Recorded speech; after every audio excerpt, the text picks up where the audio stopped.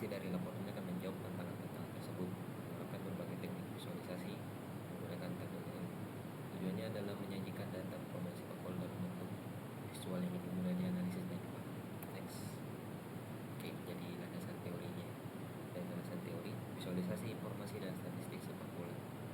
Jadi yang pertama itu visualisasi informasi. Jadi ini adalah proses mengubah data menjadi bentuk visual seperti grafik, chart, atau diagram agar lebih mudah dipahami dan dianalisis. Jadi tabel AU salah satu tools yang sering digunakan karena tampilannya interaktif dan fitur-fiturnya cukup lengkap. Selanjutnya statistik sepak bola. Jadi data yang saya gunakan ini berisi tentang statistik beberapa pencetak gol dari liga-liga top dunia. Jadi berisi data performa pemain dalam satu musim seperti jumlah pertandingan, menit bermain, gol, XG, hingga jumlah tembakan ke gawang. Jadi langsung saja masuk pada intinya, yaitu jadi yang pertama filtering dan sorting data pemain.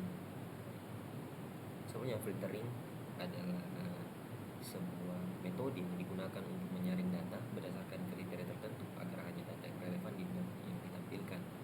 Jadi pada kesempatan kali ini saya akan menampilkan pemain dari Barcelona, atau kode pada data ini Bar, yang mencetak lebih dari 10 gol dalam Barca. Terus selanjutnya adalah sorting data. Jadi sorting itu adalah menyusun data secara naik, ascending, atau turun, descending, berdasarkan nilai tertentu seperti gol, assist, dan lain-lain.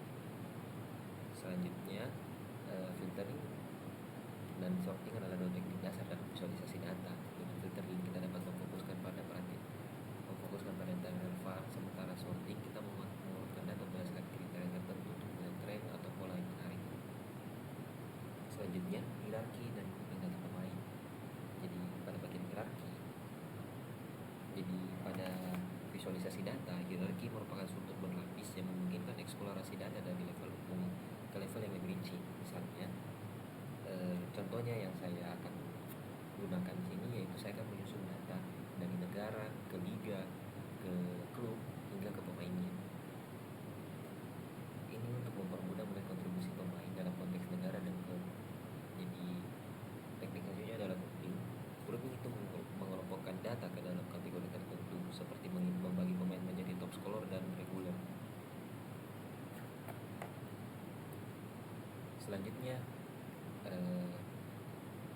discrete depth and dual assist. Jadi ini digunakan untuk analisis tren performa pemain dari tahun ke tahun.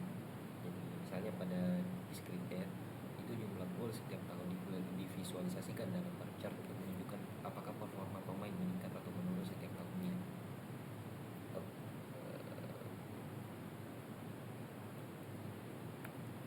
Selanjutnya itu dual assist. Jadi pada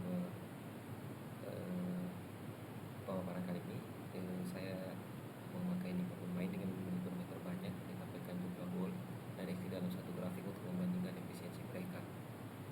Dengan menganalisis tren performa pemain dari tahun ke tahun, kita dapat melihat apakah seorang pemain mengalami peningkatan atau penurunan performa.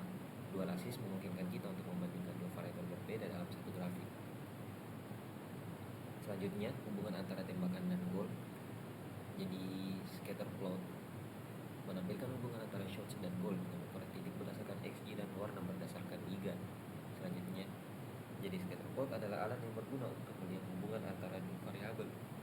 Dalam kasus ini, kita dapat melihat bahwa jumlah tembakan tidak selalu berkorelasi dengan jumlah gol. Ini menunjukkan bahwa efisiensi dalam memanfaatkan peluang juga merupakan faktor yang penting. Oke, kesimpulannya, visualisasi data statistik pemain sepak bola memberikan insight yang lebih informatif dibandingkan hanya melihat angka. Fitur-fitur seperti filtering, sorting, dan scatter plot memudahkan kita melihat pola performa pemain.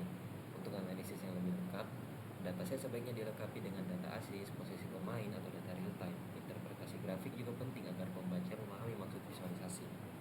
Oke, setelah saya memaparkan isi dari laporan saya, mungkin akan saya demokan sedikit. Jadi yang pertama itu saya akan mendemokan menjelaskan terkait dengan filtering dan sorting.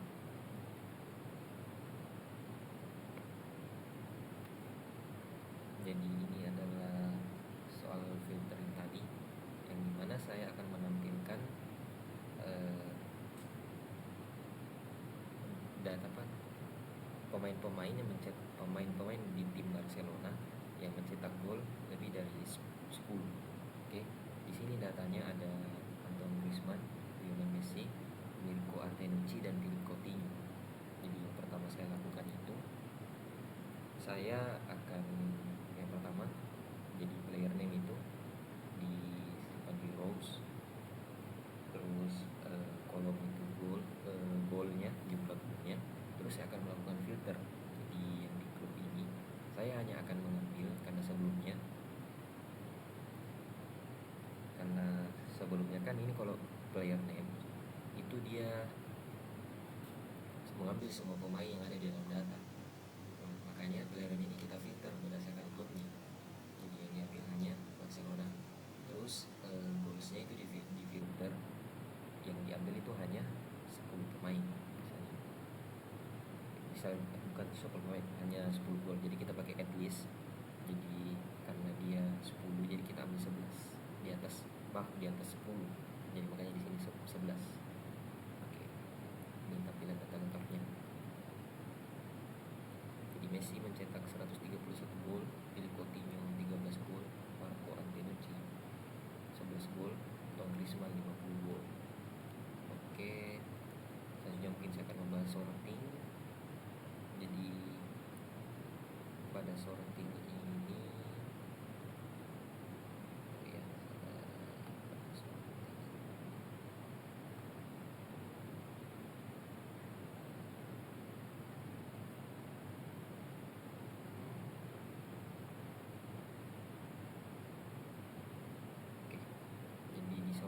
saya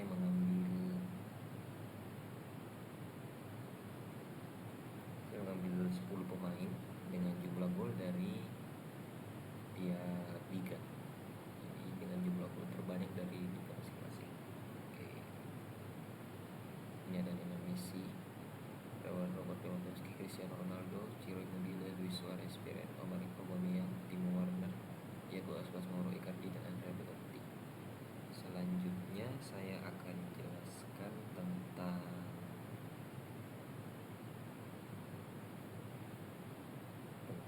grouping. Oke, jadi di sini di grouping ini saya akan membagi dua kategori pemain yang termasuk pemain yang reguler dan pemain yang biasa. Jadi saya akan membuat sebuah klasifikasi antara pemain-pemain ini berdasarkan jumlah gol yang mereka cetak. Jadi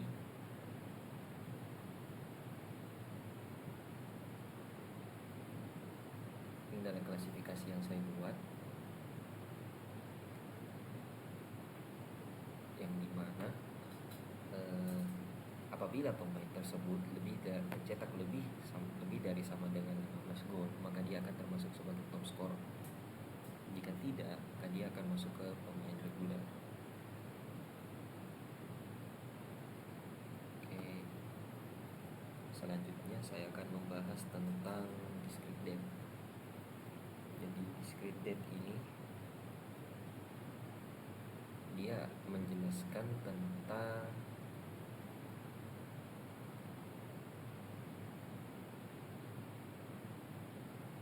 jumlah gol setiap tahun yang divisualisasikan dalam bar chart untuk menunjukkan apakah performa pemain meningkat atau menurun tiap tahunnya. Jadi di sini ada, karena data ini berisi rentang dari tahun 2016 sampai 2020, maka di sini terlihat bahwa 2016 pemain-pemain yang ada pada data ini mencetak 1.489 gol, 2017 1.102, 2018 1.702, 2019 2.398, dan 2020 1.087. Oke, mungkin sekian yang bisa saya jelaskan. Terima kasih dan mohon maaf apabila ada kekurangan.